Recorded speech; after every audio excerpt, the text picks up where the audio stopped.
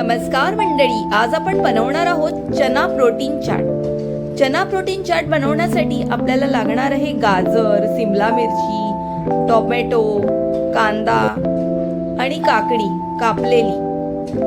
आणि आपल्याला घ्यायचंय हिरवे चणे, ते आपल्याला भिजत ठेवायचे आहेत पाण्यात आणि मग त्याला उकडून आपण घ्यायचंय।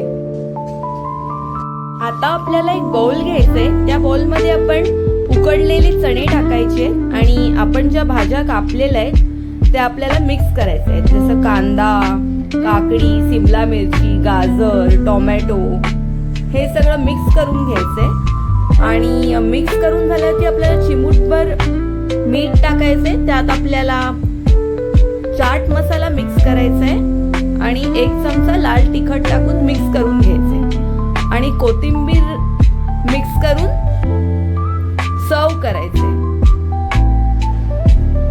आता आपलं मिक्स झाल्यानंतर आपला चना प्रोटीन चाट आता तयार आहे।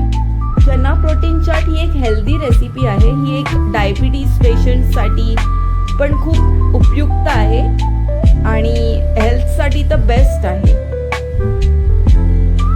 करून बघा ही हेल्दी रेसिपी, आणि तुम्हाला ही रेसिपी कशी वाटली हे कमेंट्स मध्ये जरूर कळवा।